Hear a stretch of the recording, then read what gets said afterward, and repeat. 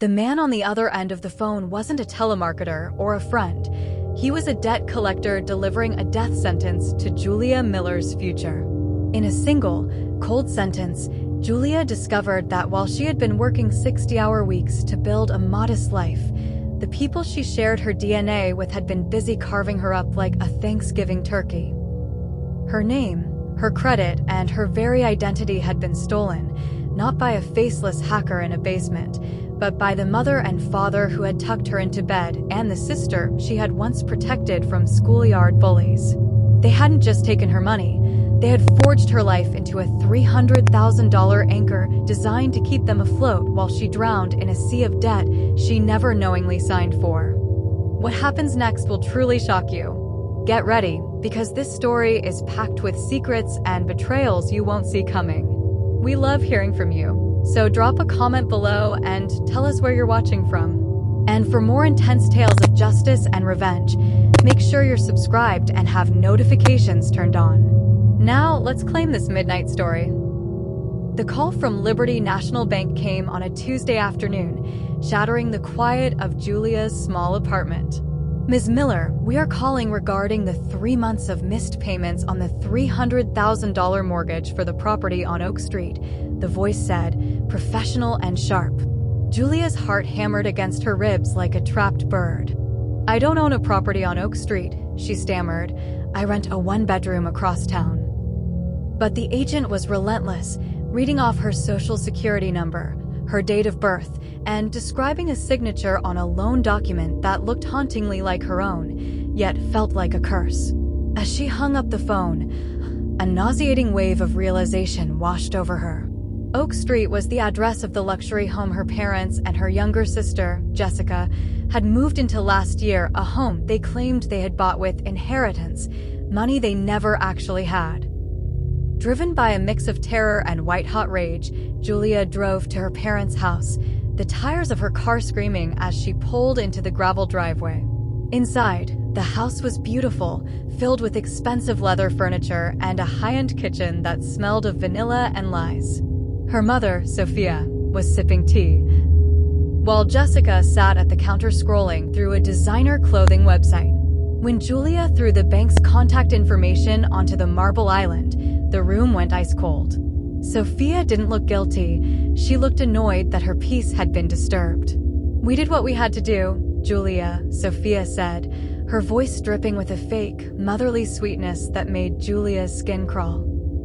Your sister needed a stable environment to start her influencer career, and your father, and I deserved a bit of comfort after raising you.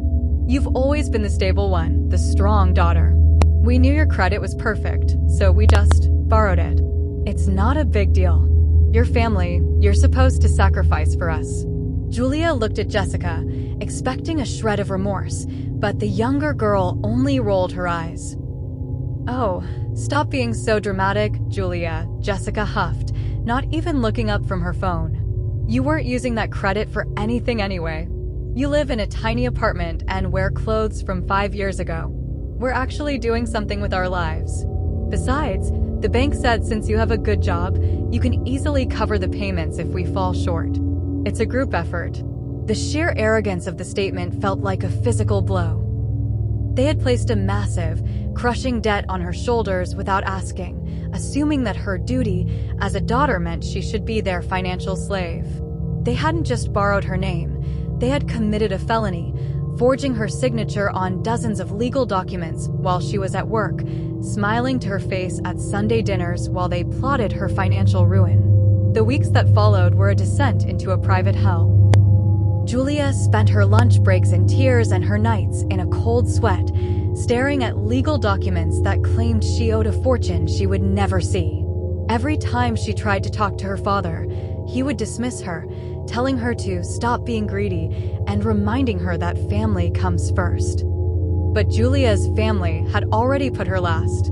She watched from a distance as Jessica posted photos of her new lifestyle on social media, trips to the spa, expensive brunches, and new handbags, all funded by the equity they had stripped from a house that was legally in Julia's name. The rage-baiting cruelty of their lifestyle, built on the bones of her hard work, finally snapped something deep inside her. The dutiful daughter, who had always stayed quiet to keep the peace, died that night, and a woman of steel took her place. Quietly and decisively, Julia began her counterattack. She didn't scream or make threats. She simply walked into a police station and filed a report for identity theft and mortgage fraud. The officer's face darkened as Julia showed him the evidence of the forgery. She then hired a lawyer who specialized in white-collar crime, a man with a voice like gravel who told her exactly what she needed to hear. Family or not, they are criminals. She formally disputed the loan with Liberty National Bank, providing proof that she was at her office across the city when the papers were allegedly signed. The bank's investigators were swift. When they realized the magnitude of the fraud, the mortgage was suspended and an internal audit began. The bank sent Julia a formal apology, but the legal wheels were now turning, and they were turning directly toward her parents' front door. A year later, the final collapse arrived. Without the fraudulent loan to prop up their lifestyle, Julia's parents lost everything. The luxury house on Oak Street was seized, and the designer clothes and leather sofas were sold off to pay legal fees. Sophia and Leo were facing the very real possibility of prison time for forgery, and Jessica's influencer career had vanished the moment she had to move into a dingy, two-room motel with her parents. One evening, Julia was packing for a trip to Europe. A trip she could finally afford now that her credit was restored and her name was cleared, when a frantic knocking came at her door.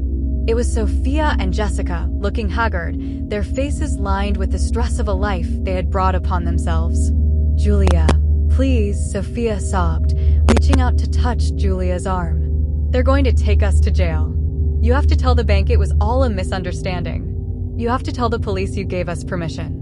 We're your family. You can't let your own mother sleep on a cold floor." Jessica stood behind her, crying not for her sister, but for the loss of her own comfort. "I don't have a place to stay, Julia. You have an extra bedroom. It's the least you can do after ruining our lives." Julia looked at them, and for the first time in her life, she felt absolutely nothing. No guilt, no sorrow, not even anger. She saw two strangers who had tried to bury her alive.